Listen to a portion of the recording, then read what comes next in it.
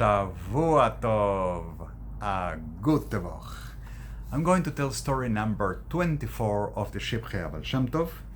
The name of the story is Matzos Basar Lechag Pesach. Matzah, in plural, matzos, and meat for the holiday of Pesach, Passover. The story is referred by the author of the Shivchei Shem Tov, Reb Dover of Linitz, quoting the source, his teacher and the rabbi of his community, Rav Gedalia. And the story happens at the time, I would think, prior to the Baal Shem Tov revelation as a tzaddik, when he is living in a rented house in a village, rented by his brother-in-law, Rav Gershon, and earning income from a tavern where he and his wife would serve alcoholic drinks to the people who come in. And most of the time, the Baal Shem Tov actually has his wife behind the counter taking care of the business, and he is in his best isbodedus, in his house of seclusion, doing his meditations and learning the deep secrets of Torah and reaching very high levels of spiritual perfection. Says the author, Gam shamati mipi Rabbeinu Moreinu Harav Gedalia Hanizkar La'el. I heard this story also from our teacher, from our master, Rav Gedalia, mentioned before in previous stories where he's been mentioning him as a source. Once, the Baal Shem Tov didn't have matzah or meat for Passover, for Pesach, so he tied his horse to the carriage, to the wagon, and went on to nearby villages, offering his services as a shochet to slaughter animals for kosher meat. And with the money he made from this, he got the flour to make matzah for Pesach. It has to be specially supervised from the moment the wheat is cut and throughout the process to make sure it does not become chametz, it does not become leaven. So the Baal Shem Tov went and got the special flour and the meat, I guess from his slaughter, and from the services he offered, he had the meat, and he is going back home, and he gets home, he tells his wife, here's the flour, here is the meat, see to it that someone takes it home. I guess it was a heavy load of flour and meat, and he left her the horse and the wagon, and he went on to the place where he did his bodedus, his seclusion, his meditations. But the Baal Shem Tov's wife was not able to quickly find someone to carry this into the house, and it began to rain. As it rained, it got the sacks with the flour wet, and once the matzah flour gets wet, it's no longer usable for matzah for Pesach. It would have to be mixed and baked immediately. Since they weren't ready for it, it was ruined, it was lost. So she went to tell her husband what happened. He checked his knife again and went to the nearby villages in the other side where he hadn't gone before to bring the flour for Yom Tov, for the holiday, meaning to offer his service as a shochet and the whole story. On the way back home, coming from that side, he had to go up a steep mountain. The road went up a steep mountain, and the horse was tired trying to pull the heavy load in the wagon, so the Baal Shem Tov got off the wagon and tried to pull it along with the horse.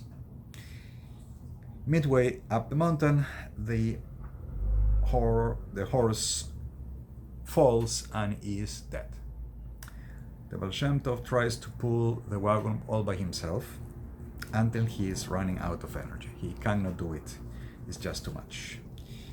So he stops the wagon and he yells to Hashem, Hashem Yisbarach, blessed be God. He just yells in frustration and cries, and in his cry he gets this fainty feeling of sleepiness as he's too much into frustration, and in his sleepiness, in his dream, as he has in that moment, he passes out. He sees Eliyahu Hanavi, Elijah the prophet, of blessed memory.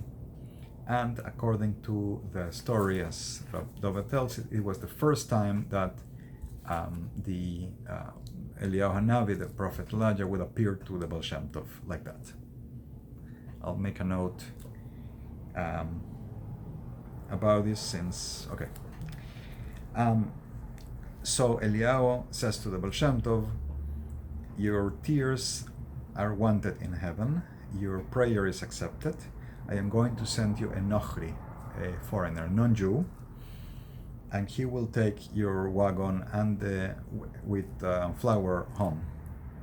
As soon as he woke up from this sleepiness, from this vision, he sees indeed there is a carriage coming, and the driver is a non-Jew, and he looks at him and he addresses him and he says to him by his name, Israel, tie your wagon to mine and I will pull you home, I will take you home. And he does. He gives him a lift all the way home. When the Baal Shem Tov comes to his house, the non-Jew says to him, what would you give to me if I take pull the skin out of the dead horse and give it to you? Right, a business deal. I'll sell you the work of taking the skin out of the horse that died. So Baal Shem Tov gave him a zekzer. Zekzer is a Polish golden coin. Not golden, I'm sorry, it's a silver coin. It's a silver coin. So the Baal Shem Tov has the flour already home, and just spent a coin in giving this gentle who saved him, who pulled the carriage all the way home, and sold him the skin of the horse. Another Nochri, another non-Jew comes and offers the Baal Shem Tov 4 golden coins, zehuvim. I think these are the Polish zloty, but in the time they were actual golden ducats. Each golden coin is like 3 times the price of the value of the silver coin, and he's giving him 4 of those. All right, and tells him, the buyer is telling the Baal Shem Tov, see to it that you will, will be properly dressed, you and your wife, for the upcoming holiday, haBaal that is coming to us for good, with these coins. It hints to me something here. Remember, it was all the dream where Eliyahu Hanavi came to the Baal Shem Tov.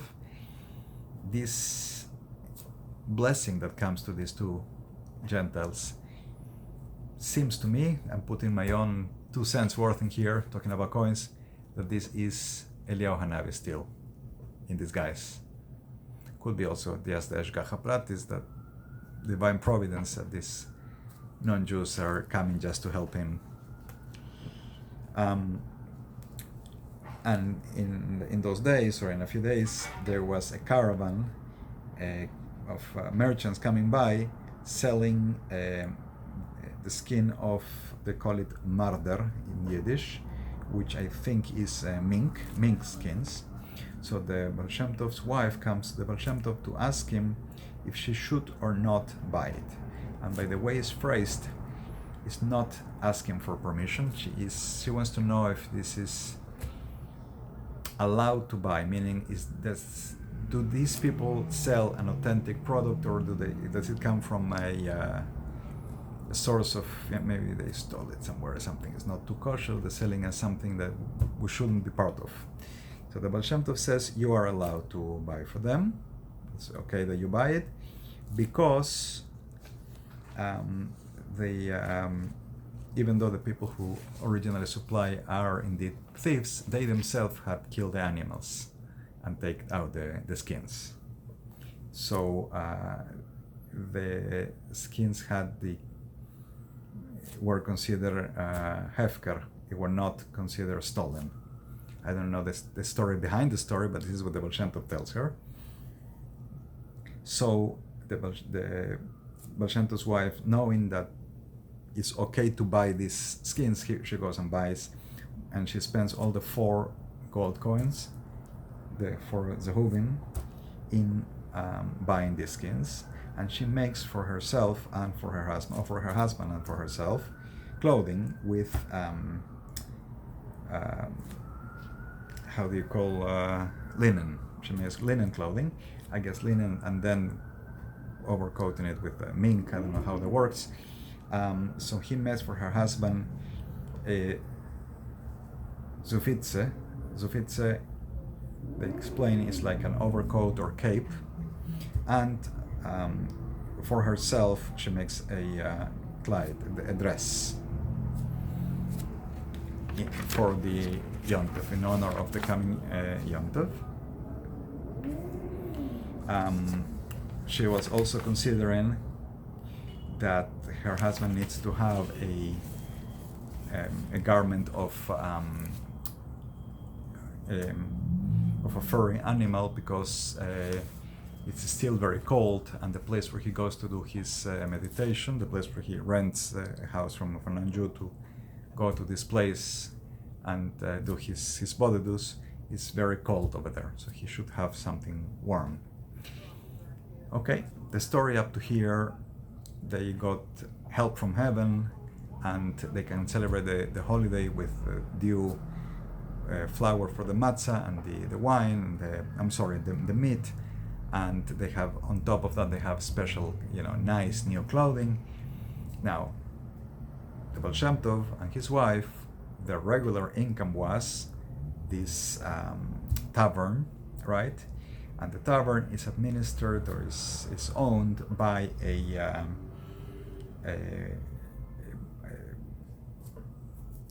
render, by a tax collector who works for the local poets, the local Polish nobleman, and who holds the authority on what goes on the local businesses. And he sees that the Baal Shem Tov is wearing this fancy clothing, and his wife too. And he suspects that they have been doing some kind of illegal business behind his back. Maybe he's been buying liquor from another source, not from the ones he has, and profiting on it on his own, not paying anything to the mochsen, to the render, to this tax collector. So he went to complain to Rav Gershon, the one who was paying for the Baal Shem Tov's home. Rav Gershon is the Baal Shem Tov's brother-in-law. And he says to him, with all due honor, if your brother-in-law doesn't recognize what he has done and pays me for the money he's causing me to lose by buying from a different source, I will have him beaten up. He has the power to take him to the manor house and have him beaten up for doing such a thing. So Rav Gershon tells him, okay, I will admonish him. When the Baal Shem Tov comes back from his meditations to the village, to the city, the Rav Gershon went to give him his toichacha, to admonish him. The Baal Shem Tov said, I've never done such a thing. Never done, sold liquor from a different source behind the back of the mochsen. I don't do this type of businesses. So Rav Gershon asked him, so where did you have the money for you and your wife to do this, to buy this fancy clothing? And he said, he gave it to me. Hashem gave it to me. Why does Hashem give you and not me? Remember, this is before the time of the Baal Shem Tov revelation, and Rav Gershon does not have his brother-in-law in a very high esteem. Baal Shem Tov just said, that's the way it is. He gave it to me. He didn't give it to you, or he didn't give it to you. He gave it to me. We don't ask questions to God. Rav Gershon tells him, look, the mochsin wants to tell on you, and he can get you beaten up. The Baal Shem Tov simply said, I am not afraid of him. Well, as it happens at the end, that indeed the mochsin wanted to go and tell on the Baal Shem Tov, to the poets, but on his attempt to do this, he fell dead. Min hashamayim, just from heaven, he fell dead. And that's it. That's the end of the story. Not only was the Baal Shem Tov given everything he needed, but he was given protection from heaven to be able to live with it and enjoy it. Shavua Tov, Hagut Tevoch. I will put a link in the description to my Patreon page. I appreciate donations. You can also read my notes, explanations on these stories. I am a bit behind. I'm trying to catch up with those things. I am in the process of translating all the stories of the Baal Shem Tov, the Shivchei Baal Shem Tov, to Spanish, as the whole book, as to the best of my knowledge, has never been translated entirely to Spanish. And I accept donations for keeping up the channel, for telling the stories, and for the efforts of translating, and Be'ezrat Hashem, God willing, in the future, publish them and have the stories available in book form in Spanish. Shavua Tov, Hagut Tevoch.